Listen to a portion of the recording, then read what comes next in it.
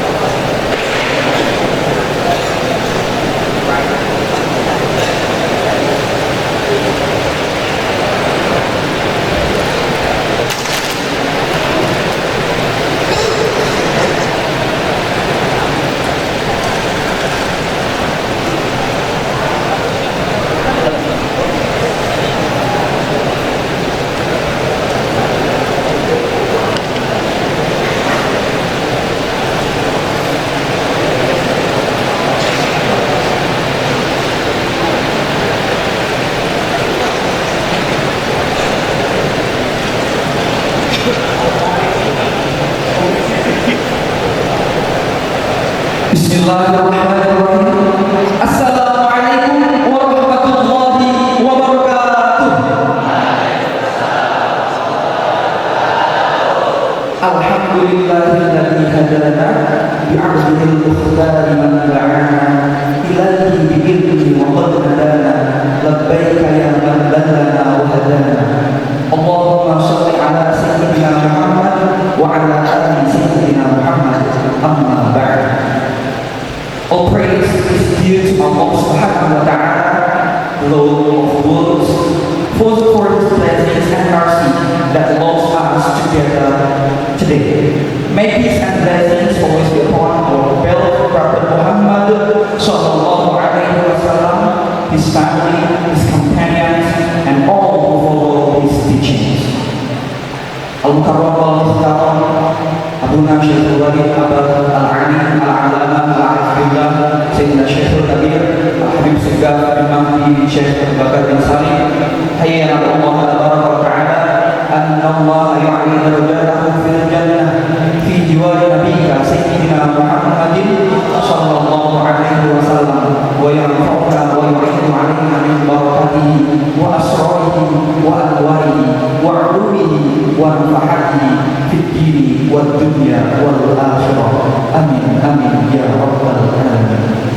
The Excellency to Allah Dr. Haji Wahidah binti Haji Abdul Rahman, Bachelor of Science at the University of Science, as the Chief of Al-Qasiyah Islamic Boarding pray for her together. May Allah always bless her and prolong her life and grant all of her wishes. Amin, amin, ya Rabbal Alamin. And the excellency to all of her families, especially her Habib Abdul Qadir bin Sayyidina Sheikh Abdul bin Bakti bin Sheikh Abu Bakar bin Salim. And our deepest respect goes to Mr. Gavin Champion, Bachelor of Science and Economy, Master of Accounting, our keynote speaker, and all honorable guests in this event. Ladies and gentlemen, it is truly an honor and a great pleasure for me to welcome you to the International Seminar of Economics by the theme Penguatan Daya Saing Generasi Muda Indonesia pada era integrasi ekonomi dan modalitas pasar global. Okay, before we proceed, allow me to express our sincere gratitude to the honorable speaker, the university leadership, organizing committee, and all parties who have worked tirelessly to make this event possible. Ladies and gentlemen, today's seminar will proceed with the following agenda. The first is opening, and the second is recitation of the Holy Quran. The third, singing of the national anthem. The fourth is watching the profile video of Al-Asghar Sulaiman Islamic Boarding School. After that, welcoming and opening speech, board agenda, International Seminar of Economics, and the last is closing. Ladies and gentlemen, to officially open the seminar and to seek blessings from Allah Subhanahu wa Ta'ala, let's recite and recite Al-Quran, Surah Al-Fatihah, that will be led by Habib Al-Mahmud, Habib Abdul Qadir bin Habib Segaf bin Mahdi bin Sheikh Abu Bakar bin Salim. Time and place are yours.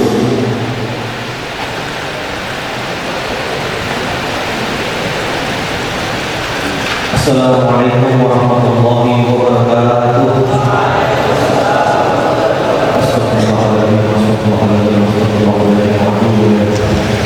Alhamdulillahirabbil alamin, nahmaduhu wa nasta'inuhu wa nastaghfiruh. Assalatu wassalamu ala sayyidina Muhammad wa ala alihi wa sahbihi ajma'in. Yang kami hormati dan muliakan Pimpinan Yayasan Al-Asliyah Nurul Iman Islamic Boarding School, Ummul Kedua Dr. Hajah Umi Wahidah binti Hajah Rahman SPSI MSI, narasumber seminar internasional yang kami banggakan, terkhusus Mr. George Champion BSc Economic MACC, beserta Ibu Lisa yang terhormat, para asatidz dan para asatidzah, segenap tamu undangan serta seluruh peserta seminar para santri yang berbahagia. Puji syukur kita kehadirat Allah Subhanahu wa Ta'ala karena atas limpahan rahmat taufik dan hidayahnya kita dapat berkumpul pada pagi hari ini dalam keadaan sehat walafiat untuk mengikuti seminar internasional dengan tema penguatan daya saing generasi muda Indonesia pada era integrasi ekonomi dan mobilitas pasar global. Semoga kegiatan ini menjadi wasilah bertambahnya ilmu, wawasan, serta keberkahan bagi kita semua. Dengan mengucap Bismillahirrahmanirrahim, acara seminar internasional ini resmi dibuka.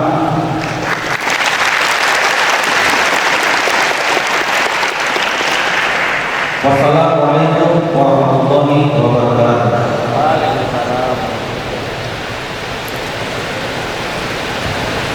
Thank you so much to Habib Al-Mahmud, Habib Abdul Qadir, Habib Segaf bin Mahdi bin Sheikh Abu Bakar bin Salim. May Allah bless this event and make it beneficial for all of us. Amin, amin, ya Rabbal Alamin. To say Allah's guidance and blessings, let's begin with the recitation of the Holy Quran and its translation. We kindly invite Hina Zidan Farudin and Habib Mawidah to recite the verses of the Holy Quran and its translation. The floor are yours.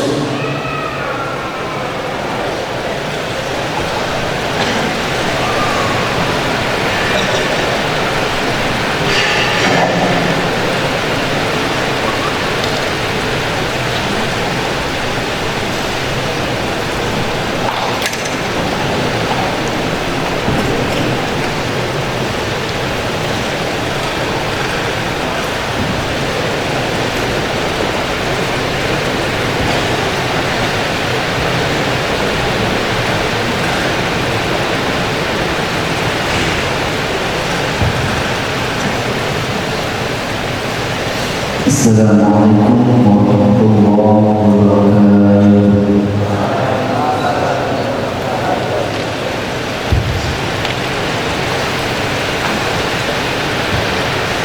أعوذ بالله من الشيطان الرجيم.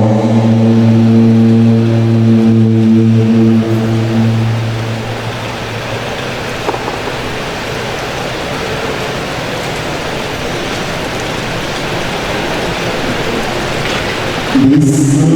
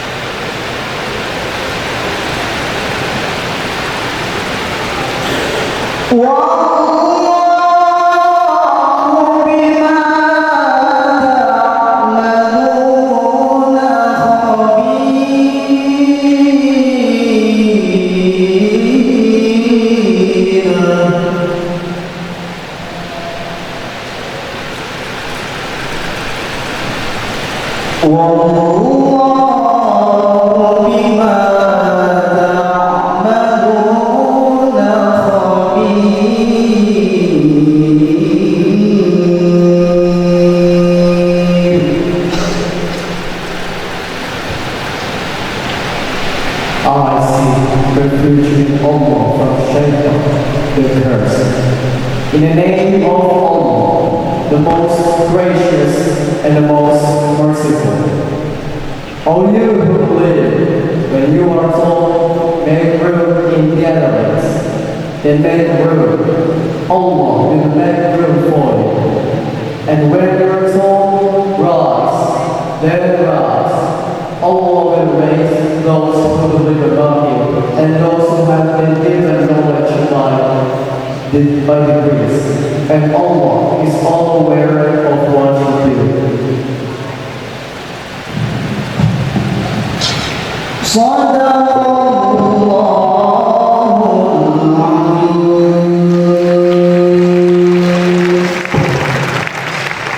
Allah Almighty has spoken the truth. Wassalamualaikum warahmatullahi wabarakatuh.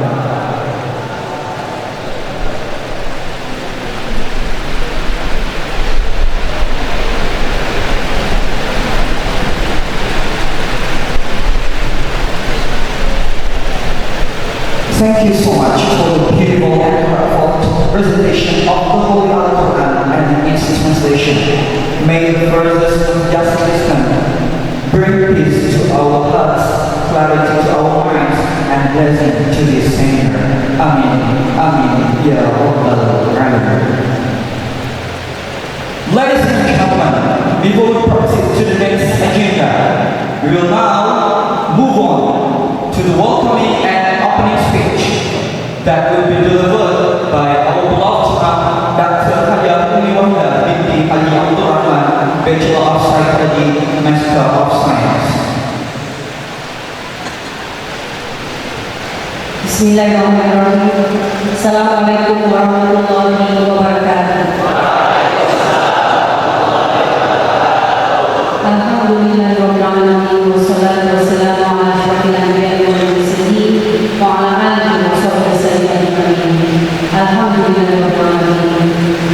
Kita kedatangan tamu yang sangat-sangat terhormat dan sangat dibutuhkan oleh bangsa ini dan juga generasi Indonesia sekarang. Jadi Mr. Champion. So you don't have the age. Okay, you have the champion.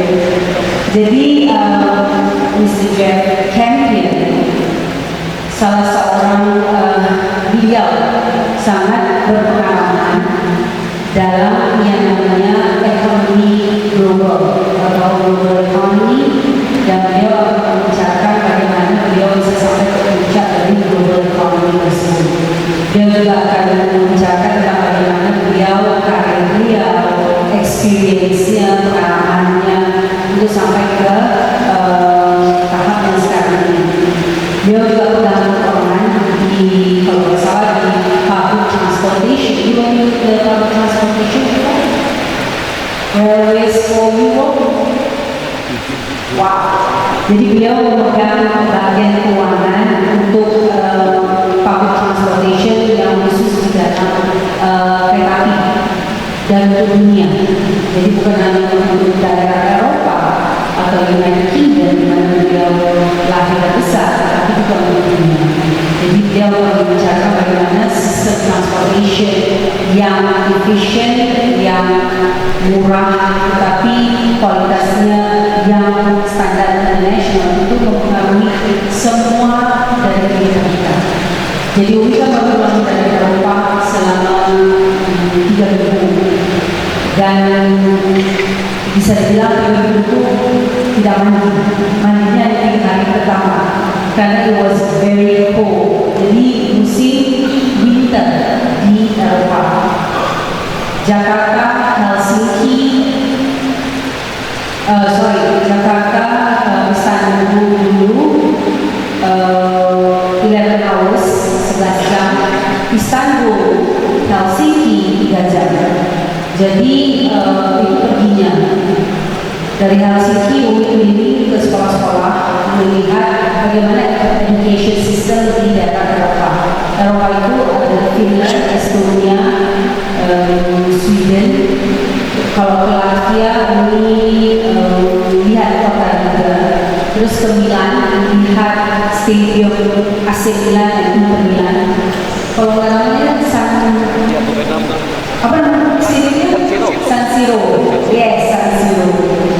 Dan foto-fotonya dengan tulisan di situ San Siro Stadium ini Inter Milan dan AC Milan.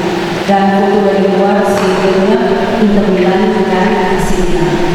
Ke sana untuk melihat stadium San Siro, dan dari situ bisa menyimpulkan pendidikan di Eropa, di luar negeri. Seperti sudah ke Australia, sudah ke Jepang.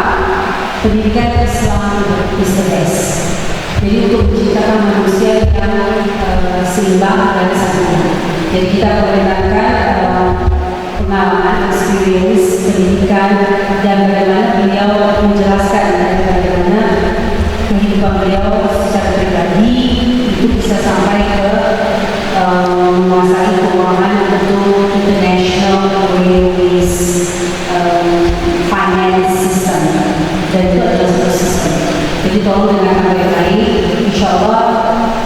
10.30 atau setengah jam sebelum jam 11 dia akan berhenti minta tolong untuk anda tolong dicatat apa yang anda mau tanyakan dan bisa kita diskusikan selama 30 menit.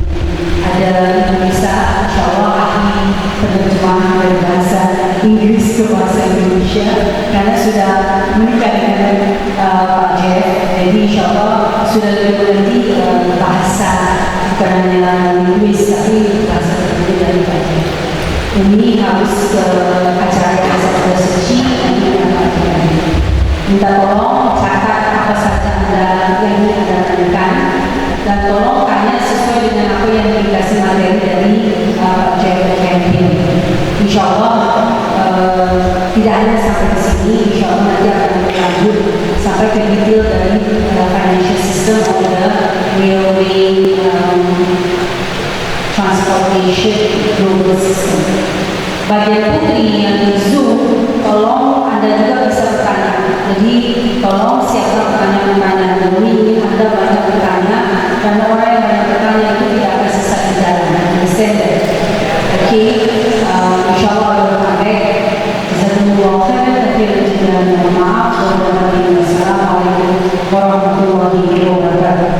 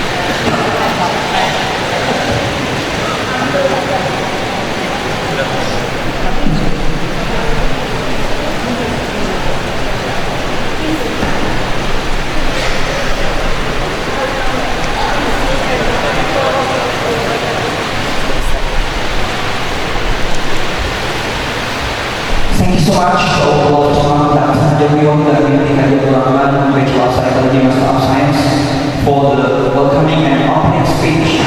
May all of us can apply all of her advices in our daily activities. Amin, amin, ya rabbal alamin. Ladies and gentlemen, we arrive at the origin of today's event, the International Center on Economics. This session aims to provide deeper insights into global economic dynamics and contemporary challenges. And it's our great honor to welcome our keynote speaker, that is Mr. Jeff Campion, Bachelor of Science, Economic, and Master of Accounting, and will be the translator, that is Miss Lisa.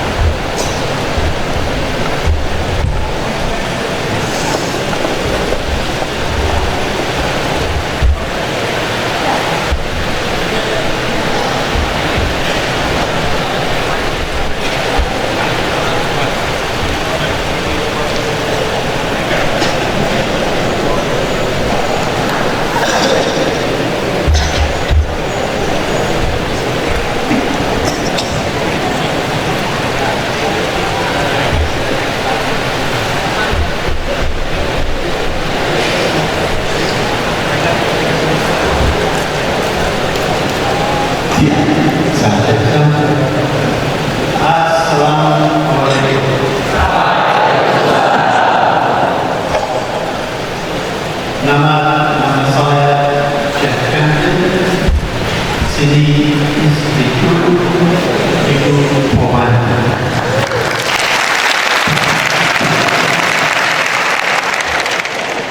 Ibu maaf translasi dari Inggris ke bahasa Indonesia.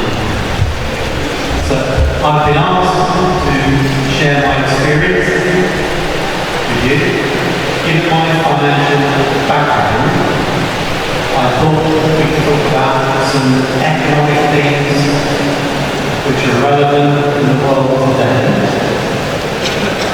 But before I do, I would like to talk about my career. Talk about my career and my experience at work, my experience in life, and then if we have time, we can talk about some economic things.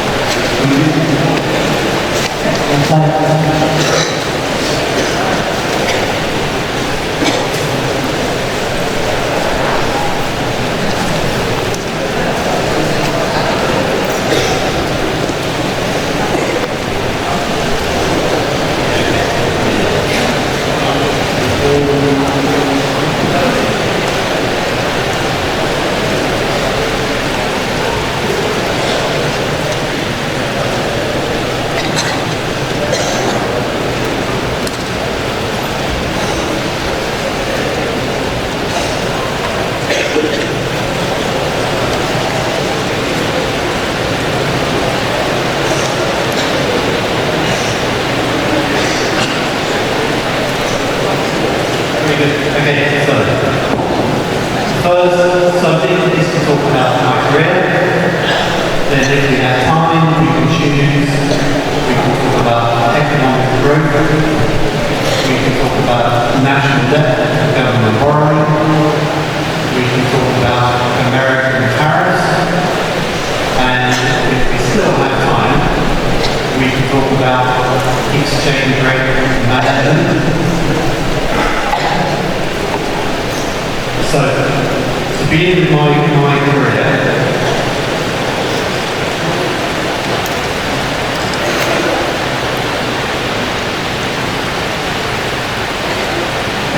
so I studied economics at university in Manchester, England, and when you say Manchester, everybody probably is thinking Manchester United, Manchester City. So you may be interested to know that people who live in Manchester support Manchester City. Everywhere else in the world, it seems, people support Manchester United. So I guess because I was at Manchester University, I probably should support Manchester City. Then, after university, I began work with actually an Italian company who made no customers, no business. Nomor satu, tidak ada pelanggan, maka tidak ada bisnis. Treat your customers well, try to exceed their expectations, be proud of what you do, and then customers will come back and buy again. Jadi yang pertama harus dilakukan adalah perlakukan pelanggan Anda dengan baik. Cobalah untuk melampaui harapan mereka dan bangga dengan apa yang Anda lakukan. Number two, try to be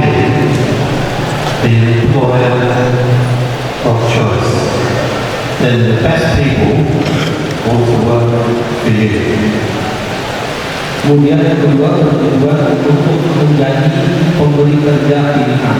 Maka orang terbaik yang bekerja untuk Anda. Number 3, create a positive environment and work as a team. If you work as a team, 2 plus 2 equals 5. Synergy. Work as a team, get synergy.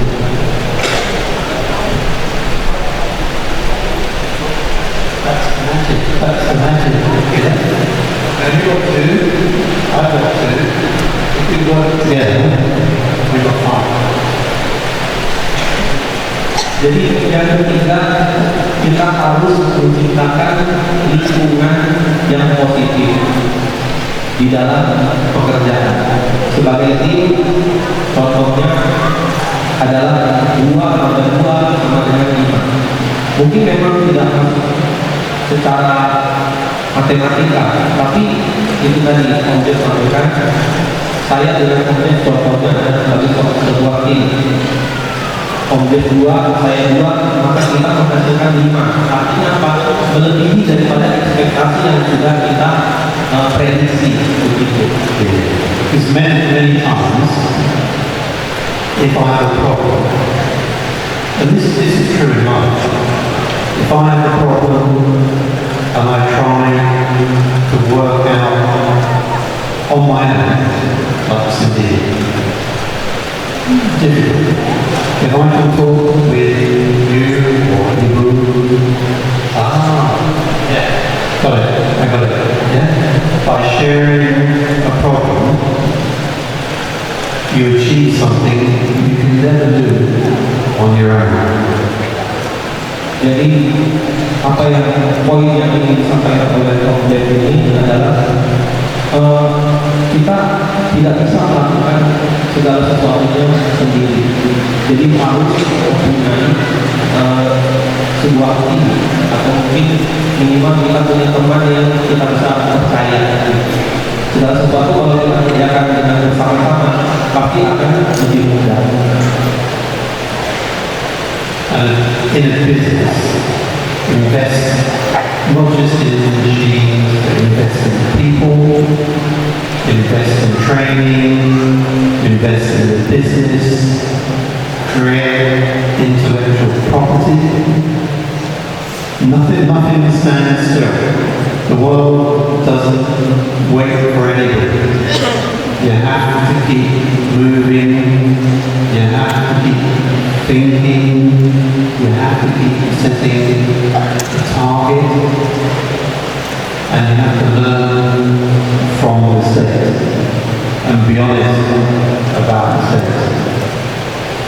Jadi yang nomor 4 poinnya adalah kita bukan hanya berinvestasi pada mesin, bukan hanya kepada alat-alat, akan tetapi investasi juga kepada orang yang ada di dalam suatu bisnis tersebut dan berinovasi di dalam menciptakan kekayaan intelektual.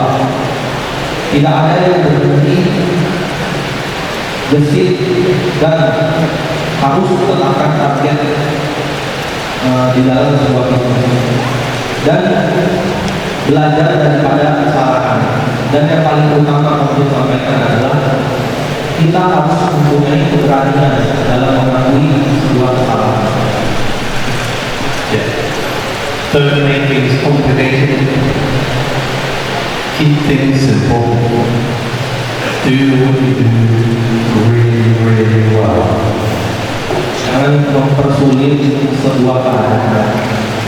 Ya, dan lakukanlah apa yang kamu lakukan itu dengan sebaik mungkin. And last one, give your customer what he really needs, not what you want to sell. So if you're an architect to build a house for you, An architect can have ideas, wants to do this, wants to do that, but it's not the house you want. It's not the house you want, it's the house the architect wants. But it's your house, you have to live in the house.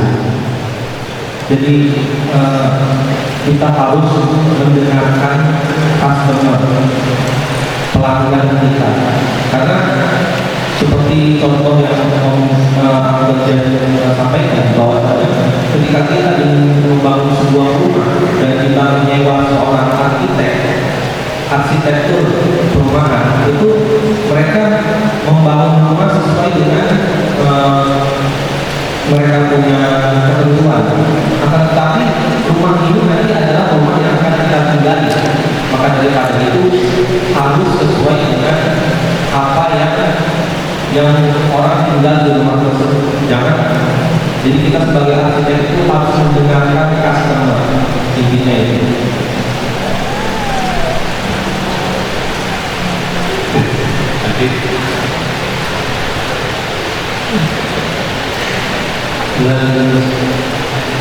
That's my learnings from work. Now we talk about my learnings from life.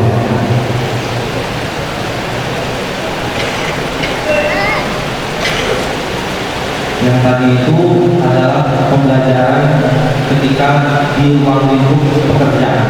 Nah, yang sekarang ini slide selanjutnya pembelajaran dari kehidupan objek Kevin.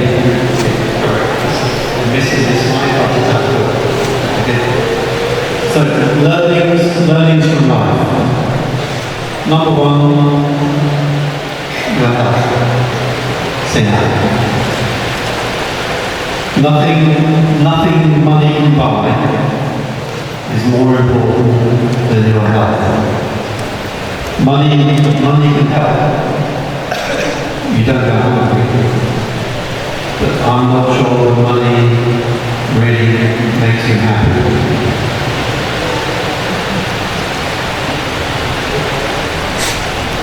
Jadi yang utama pembelajaran dari kehidupan Om Jeff adalah kesehatan nomor satu. Yang baik lebih penting daripada uang. Karena uang membantu, akan tetapi saya tidak yakin untuk membuat Anda bahagia. Jadi kesehatan yang utama. Number two, treat people with respect. Rich, poor, young, old. One day, you might need someone's help, and you have no idea who, or when, or where. So my experience from work, when I finish work and I really had a health problem, I needed help, lots of people ran around to help me because I treated people with respect and they treated me with respect when I needed help. Kemudian yang nomor dua adalah perlakukanlah orang lain dengan hormat. Tidak peduli orang tersebut adalah orang kaya ataupun orang miskin. Karena suatu hari nanti Anda mungkin akan membutuhkan bantuan seseorang dan Anda tidak tahu siapa atau di mana atau kapan. Seperti pengalaman Om Kevin ketika di ruang lingkup pekerjaan itu, ketika beliau sedang sakit, rekan kerja beliau itu semua berbondong-bondong ingin membantu beliau, karena ketika beliau sedang karena itu tadi beliau pertama memperlakukan orang dengan respect atau dengan hormat. Number three, we should provide.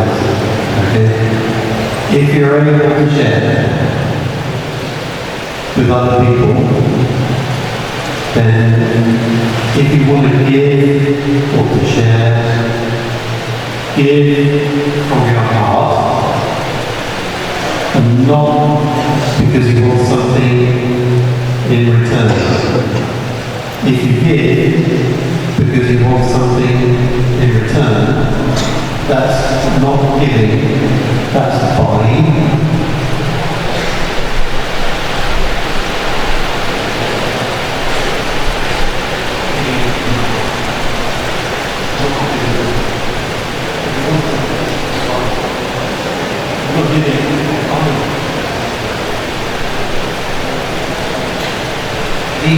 Kemudian yang nomor 3 adalah jika Anda dapat berbagi dengan orang lain, maka berbagilah dengan menggunakan hati, dan bukan karena Anda menginginkan sesuatu sebagai imbalan. Karena kalau kita memberi tapi ingin mengharapkan suatu imbalan, maka itu adalah namanya seperti kita membeli atau kita seperti bertransaksi, kita berbisnis dengan orang, bukan membeli dengan hati. Number 4, for young people, this is good advice. Be very, very careful with social media. Keep an open mind. Don't believe the first thing you read. Consider both sides of any argument and be prepared to change your mind.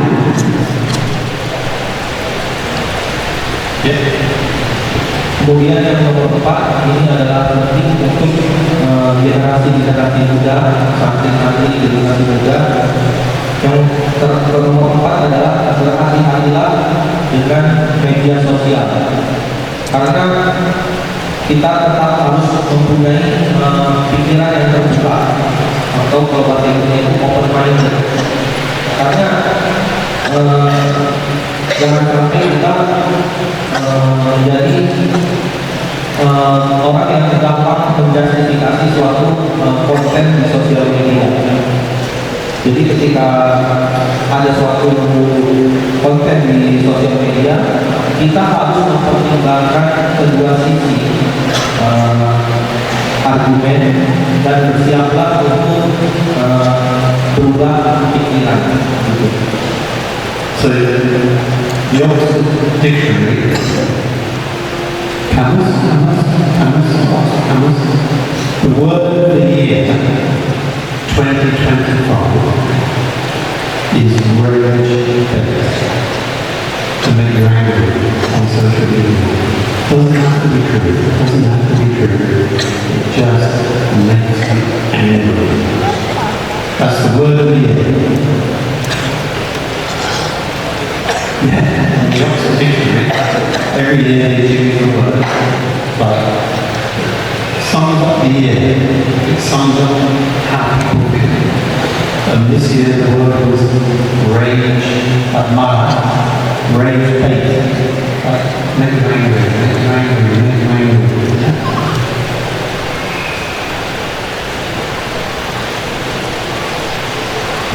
The word of the year is rage-based. So bait is when you go fishing, you want to get a fish, rain is mala, so it's just fishing to make it rain.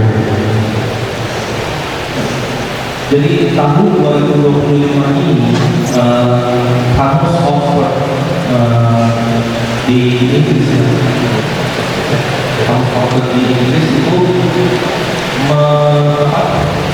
menafsirkan tahun 2025 ini adalah sebagai race baiting. Race baiting, jadi memancing kemarahan, seperti yang kita lihat di Indonesia akhir-akhir ini. Semua yang di sosial media itu jadi banyak memancing kemarahan daripada pengguna sosial media.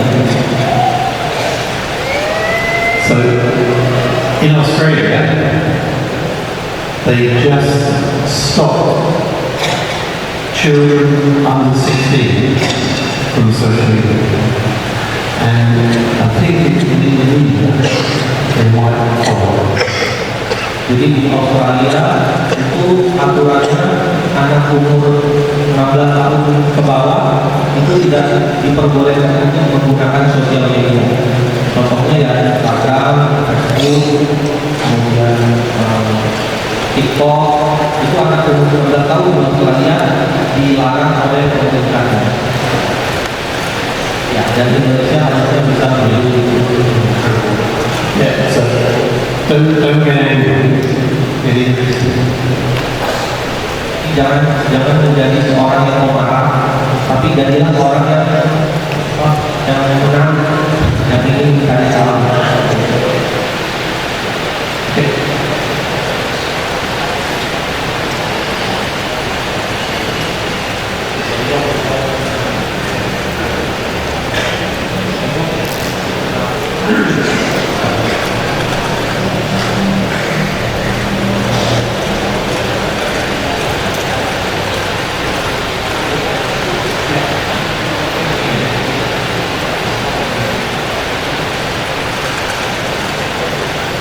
Jadi sekarang kita akan membuka sesi tanya jawab agar kalian juga sebagai audiens bisa berinteraksi dengan Om Jess Septian karena beliau ini luar biasa pengalamannya. Kalau kita tahu sosial media itu kereta Arab Saudi dari Mekah ke Madinah itu yang lagi rame karena kereta cepat itu kan dibandingkan dengan kereta Bandung itu bus, kereta bus.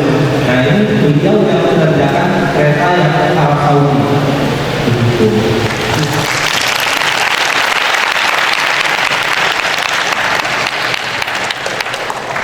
Karena alhamdulillah beliau bisa ada di sini, jadi manfaatkanlah momen ini sepentingnya karena kalian sebagai generasi terus harus menjadi generasi terus yang nanti bisa kerja di luar negeri sampai ke kapal itu sangat luar biasa pengalaman beliau. Jadi untuk sesi tanya jawab mungkin bisa kita lihat.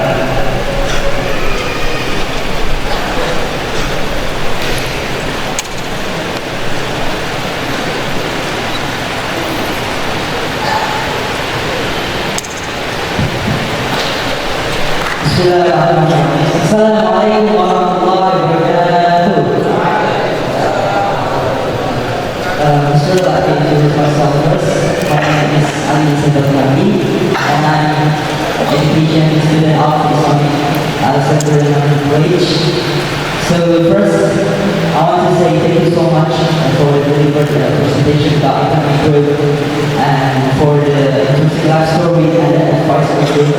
So I'm going to straight to my question. So my question is the economic growth always synonymous with improved public welfare? No.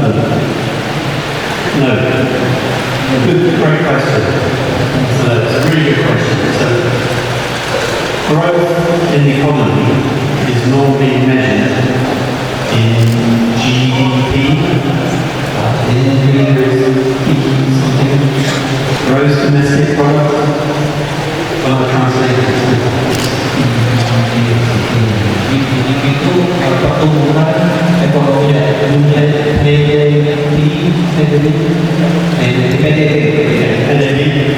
GDP, gross domestic product. So gross domestic product, which is the usual measure of economic activity or economic growth, does not measure things which maybe matter more to people, like access to healthcare, happiness, access to a legal system, equality. So if an economy grows, but all the benefit goes to 1 or 2%, of the country, of course, 98% of people are no better off and probably wondering why they're no better off. So economic growth measured in GDP is very convenient. We're expressing the whole country in one number. GDP per capita is just a mathematical average, but there are a lot of alternative measures. So the OECD has an index called the Better Life Index. There is a Human Development Index. There is a Genuine Progress Index, which doesn't just measure money. And if you remember at the beginning, I said, maybe money doesn't make you happy. Money can stop you being hungry, but it doesn't, you can't buy happiness, you can't buy good health, you can't buy equality, treating people with respect. It goes beyond. But it's very convenient to measure in terms of money, but you're absolutely right, it's not anything. So a lot of people in the West are realizing you can grow GDP a number of ways, and we didn't have time today to talk about it. There are a number of things you can do to grow the number, but it doesn't mean you're doing the right thing for all the people in the country. But great question. Thank you so much for the answer. I'll learn a lot today. There's a reason. Yeah.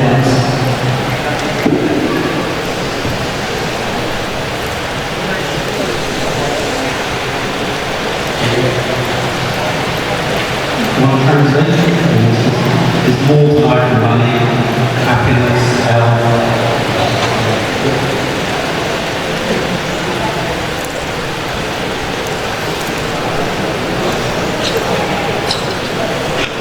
Assalamualaikum warahmatullahi wabarakatuh.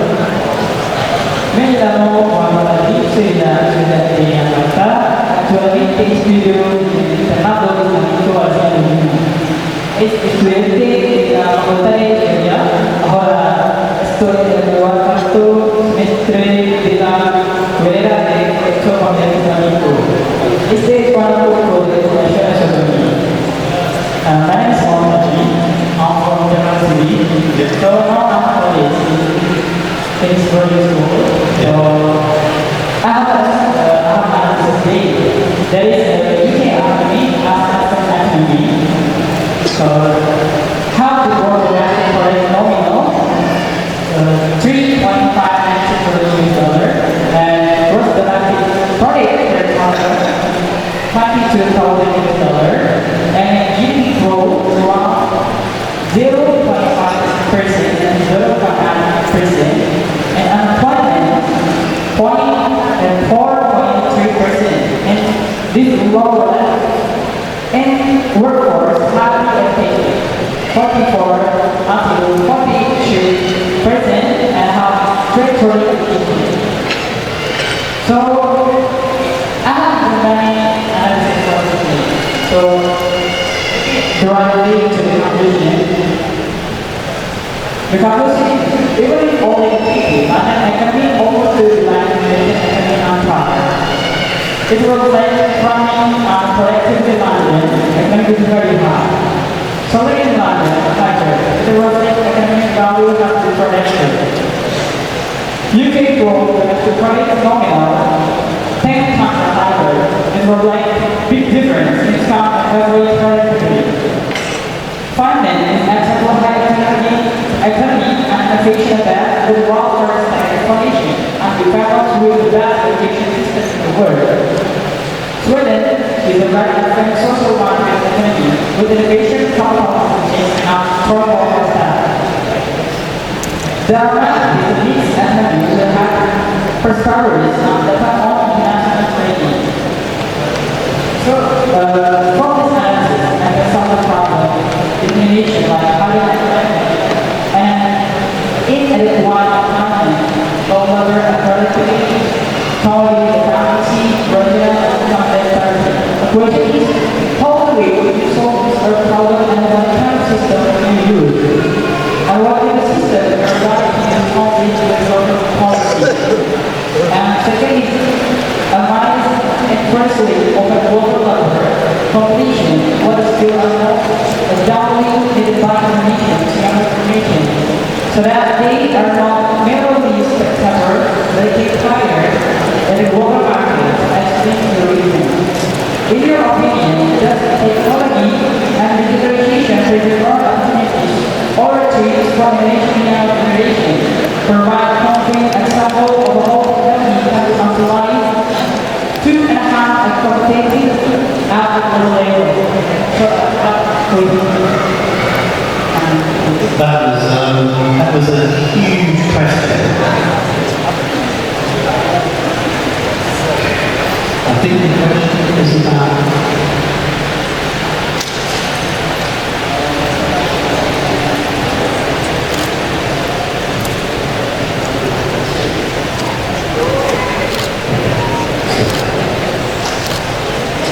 access. If I understand the question.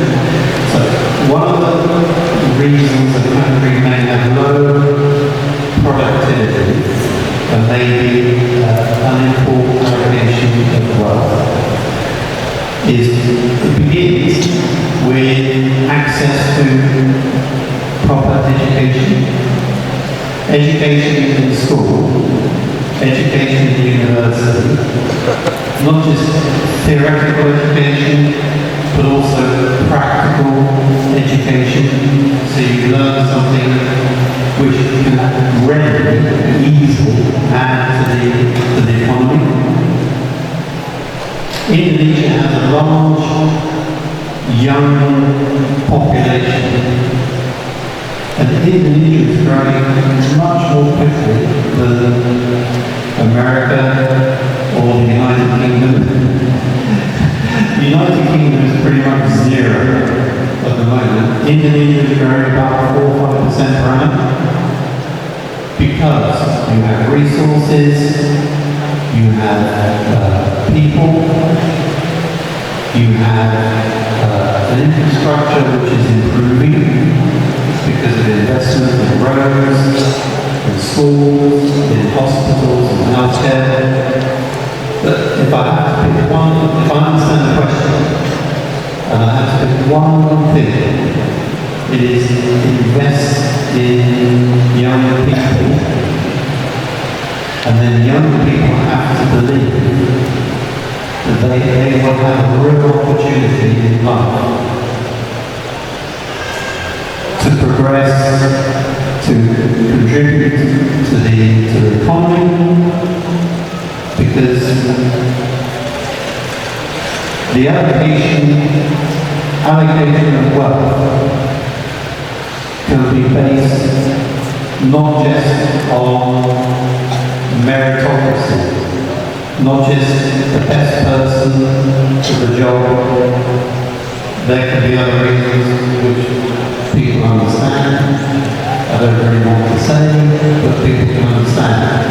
So access to education, training, not just like training in economics, but training in engineering, in law, in communications, transportation, all the things that create economic activity. If you create economic activity and there is a degree of inequality, then everybody can share in the benefit. So if I pick one thing, if I understand the question, education is my top priority. Yeah? with so many young people. Indonesia, there are lots of young people in Indonesia. The birth rate is quite strong. So you have a young population who are able to work. In England we have all the population, people like me, who don't work. So we have a real other advantages in Indonesia, and that's why we're growing at 5%. America, Britain, Germany, nothing, zero. So you're in a good place.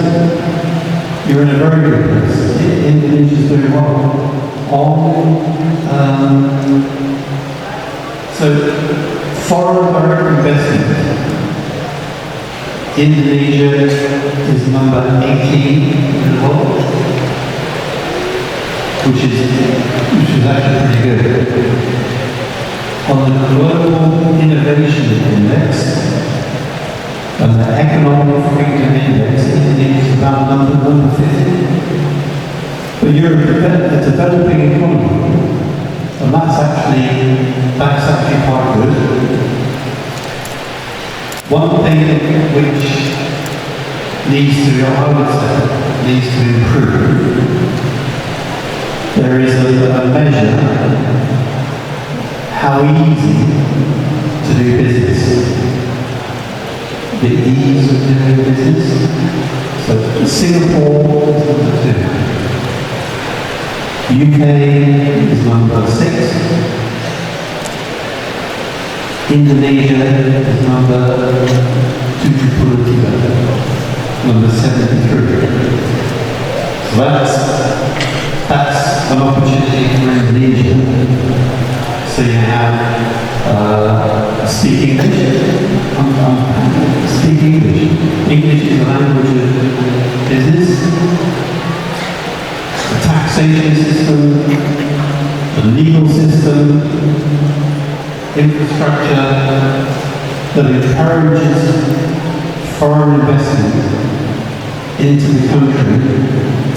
At number 18, Indonesia is actually doing very well.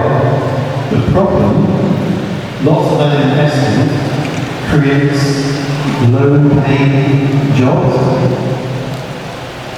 You need a range of jobs, but a lot of investment into Indonesia is to really take advantage of low wages, pattern. So that's the challenge, and it really starts with education. And young people have to believe if they invest in education, they will have an opportunity to do better. Another great question. These are good questions. These two,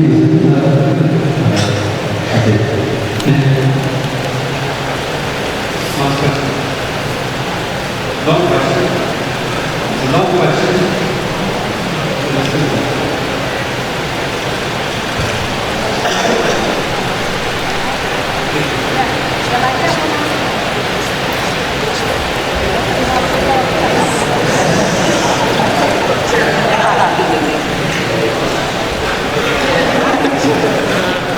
if they're going to ask about my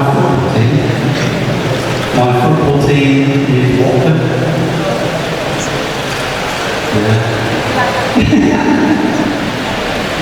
You might know Watford.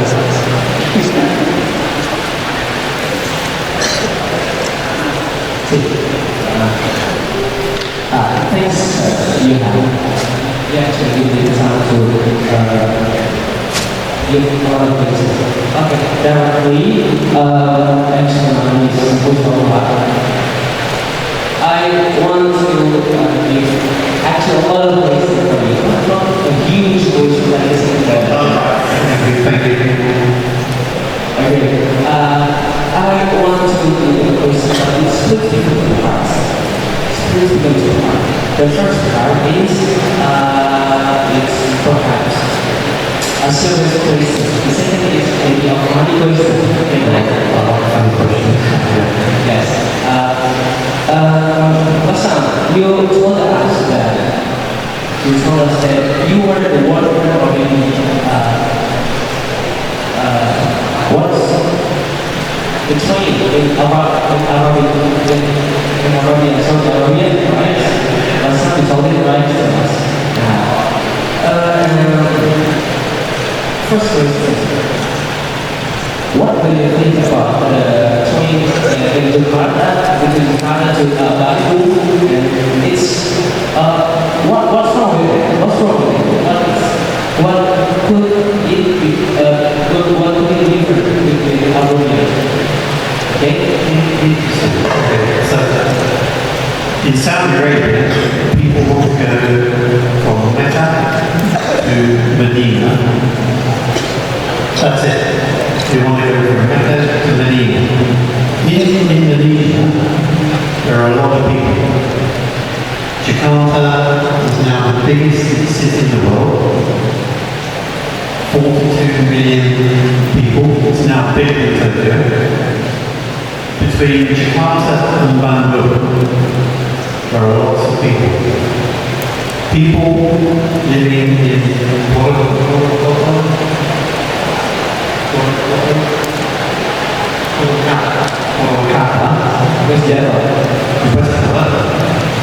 people living all the way along would benefit from an efficient railway system to go to Jakarta or to go to Bandung. The technology for Mecca and Medina was from Spain. Spain is a big country. If you want to go from Madrid to Barcelona, there's not much between Madrid and Barcelona. Madrid is a city, Barcelona is a city. In the middle, there's not much. So a high speed railway works well because a lot of people in Madrid want to go to Barcelona. In a country like England or Indonesia or Bulajar, there are a lot of people. People want to make short journeys. Not just one journey. For example, London to Manchester, okay, but there are a lot of people living between London and Manchester. There are a lot of people living between Jakarta and Bandung. Sometimes a high-speed line in a country like England or Bulajar is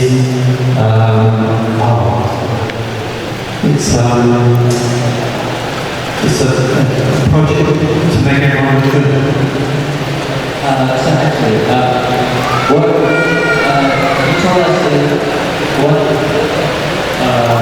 Jakarta to Bandung is working for. But even Jakarta moving to me and then the Orient, it's a different coast. How can it be a different coast? I mean, to build it, how can it be a different coast?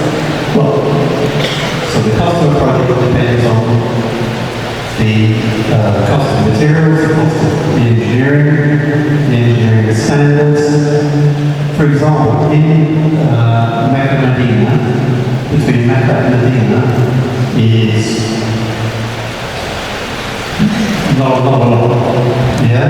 If you want to build a line, if Mohammed bin Salman says we're going to build a road, no one's going to argue. You'll build a road. No one's going to complain.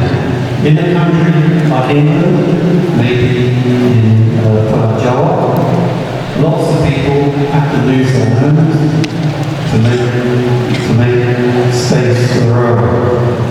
So a lot of people complain. A lot of people think, wow, I live in the middle between Jakarta and Bandung. The train goes whoosh, there's no benefit to me because I live here. I live in the middle. There's no benefit to me. But the government wants to buy my house, take my property. It's complicated. Super. Okay, but actually, a lot of the information coming from here, what's the different cost? It's because, sorry, it's because corporate is that will, it's because of corporate will. Oh, corruption. Yes. Well, I can't say that, but there's corruption all around the world. I think the problem is partly because when you build from Jakarta to Bangalore,